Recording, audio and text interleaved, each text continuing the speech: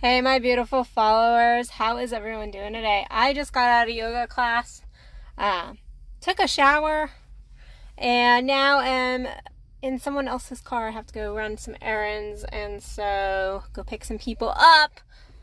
And so I am not in my car. I'm using somebody else's car, and so it was interesting. I had to figure out how to balance my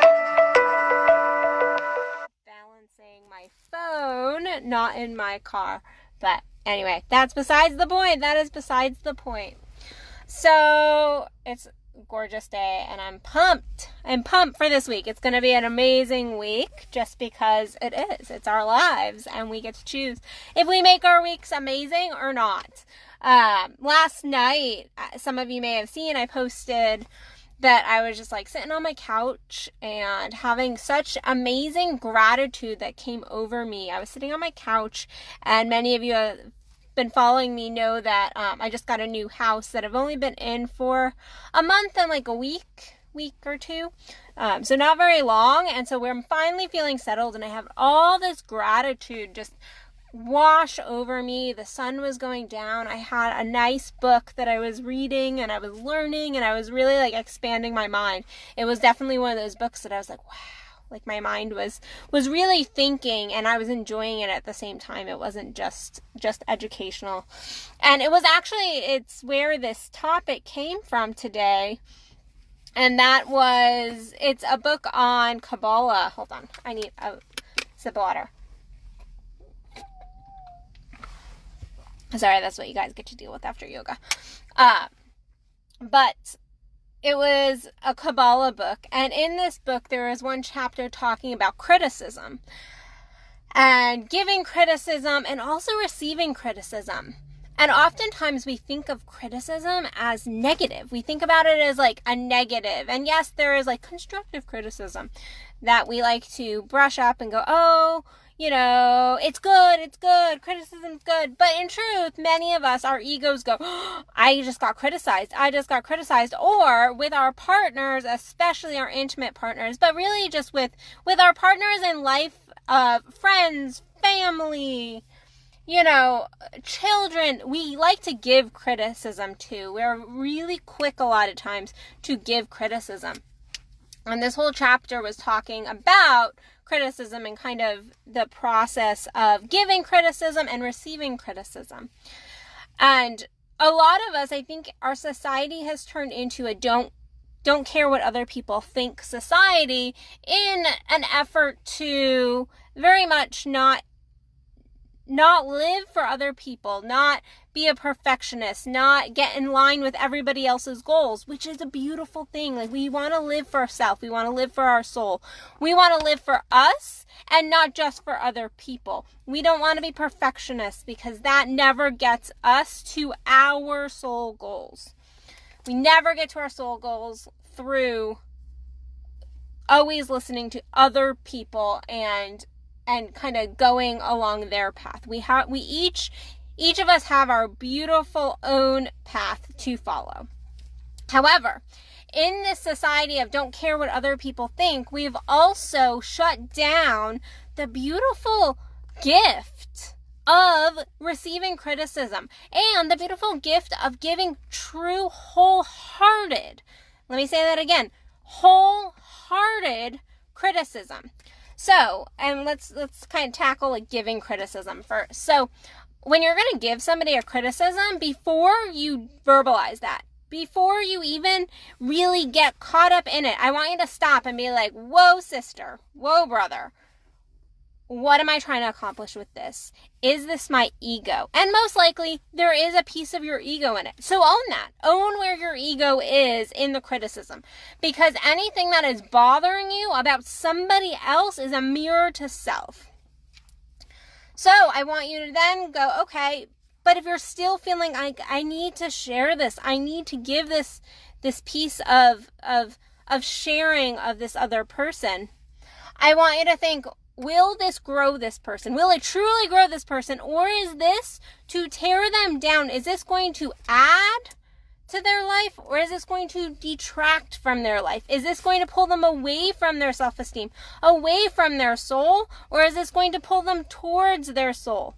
And then I want you to really look at how you're presenting it. I want you to think about that other person. And, if you have somebody who is already very hard on self, really making sure that you point out the beauty and then go in and give that piece of criticism. But first, really noticing where you're in that criticism, where your ego is, where you're trying to meet your own needs. Because many, many, many times when we're giving other people criticism, it is not for them. It is not for their growth. It is not for their expansion. It is not for them to be a better person. Most of the time, it's us and our bullshit, insecurities, ego, and shit going on within us, and we're trying to control them through criticism. So before you give criticism, really think, what is the purpose of this? Where is this going to grow? Why am I verbalizing this? And maybe what do I need to change within self? And it's really not this other person. Then, this other piece of receiving criticism, because we all receive criticism.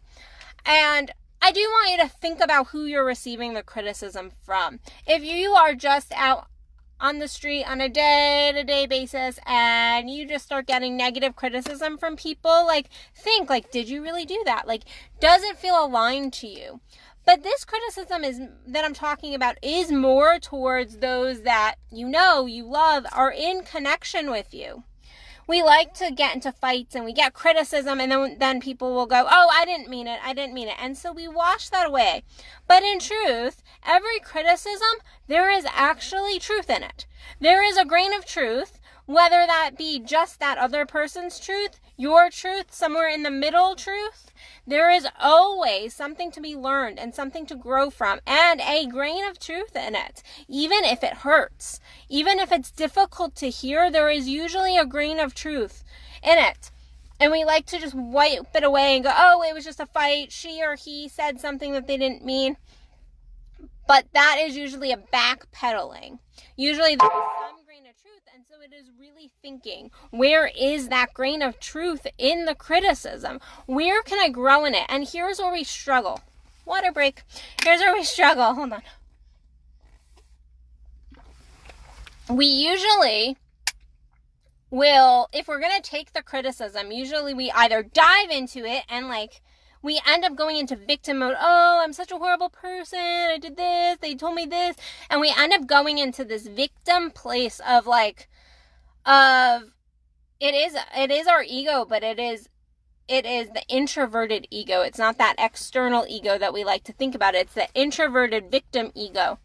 And so we usually go straight there. But instead of going there, next time you receive a criticism, and it stings, because sometimes criticism stings. Sometimes it's not always easy to hear these shadow pieces of self, or think that somebody else thinks about us in a certain way. I'm having hair challenges. But it is to really step back and witness it and go, okay, where can I grow here? Where's a learning?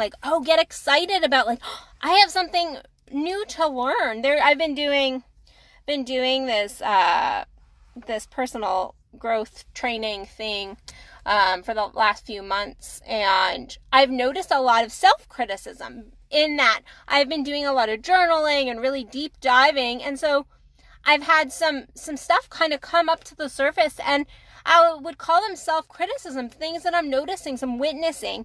And instead of diving into, oh, poor me, it's that's interesting.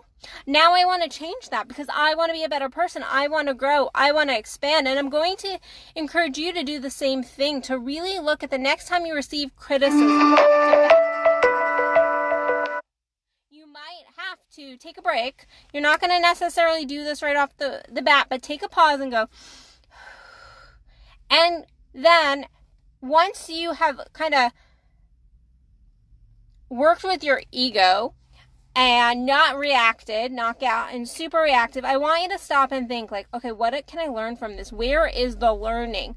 You still might have feelings. I don't want you to shut down your feelings. You might have feelings. You might even need to verbalize, that's a really hard one for me to hear, or that it hurts my feelings. I take it, but it hurts my feelings a little, so I need to go process it. Like, that's a really beautiful way to go, I need to pause on this. I hear you. I'm going to process through your criticism, and then I'm going to go and take the pieces that are for me. Because also knowing that other people's egos are always in the criticism we're receiving. Other people's experiences of us witnessing, no one ever knows us completely, but there is always learning, beautiful learning, if we are willing to drop into our souls, drop into our bodies, and just connect at a deeper level with our own path and our own learning and growth. Even if that is just how somebody's perceiving, even if that's not what you're doing, even if that's that perception, it's a learning of how your personality, your person, your soul, your personality, whatever it might be, is interacting with other souls on this planet, and how different people are going to take you in a different way. And so next time you give a criticism or receive a criticism, I really want you to stop and think. Really, it is about stopping and thinking and seeing where the lesson is for yourself in all of it. When giving criticism, where's the lesson for yourself? When receiving criticism, where is the lesson for yourself? Not to cut off your emotions. That's not what we do.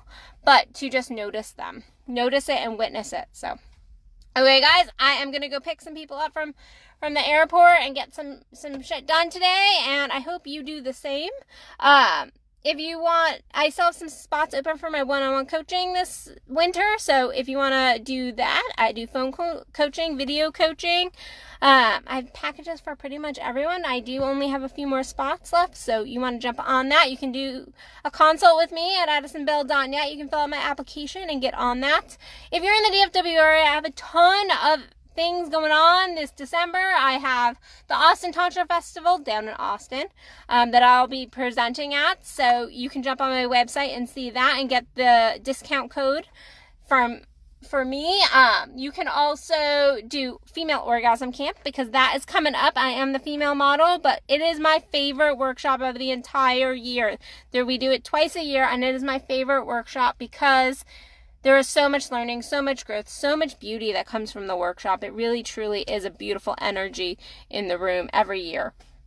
And then I have pujas. I have lots of events, so just go check it out, AddisonBell.net. Other than that, I will see you guys tomorrow for another Addison Unleashed. Love you guys. Go rock it out.